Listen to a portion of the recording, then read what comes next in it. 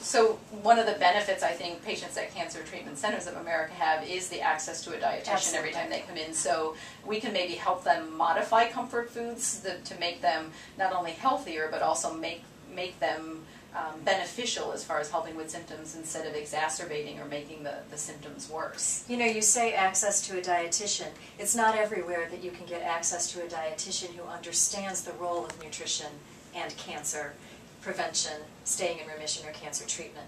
So when a patient enters a hospital or goes to their oncologist, what should they be looking for then if you aren't available because you're an expert in this field?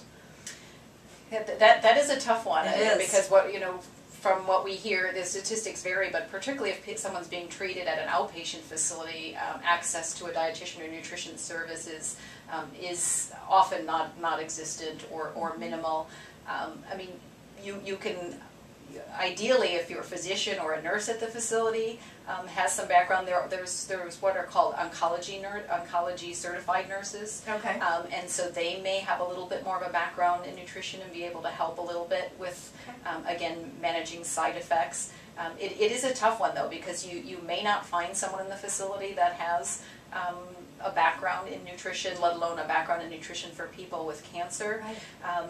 And so one of the things we recommend is you could see if you have access to that somewhere else and make sure that individual communicates with your oncologist as far as what you're doing. So we sometimes send people to the American Dietetic Association professional organization, which is at eatright.org. Okay. There's on the website there's a function where you can find a dietitian in your area. Oh, okay. And there are dietitians that work in private practice that offer services to people with cancer, and you want to make sure you find somebody that specializes in oncology or right. nutrition for people with cancer. And I would encourage people to call that individual and find out how many people they deal with and what their background is. But that might be one way to incorporate services or have access to a dietitian. That's really good to know, because I think everybody wants to do something to help themselves, but they're not always sure where to even begin to look for the information to get help.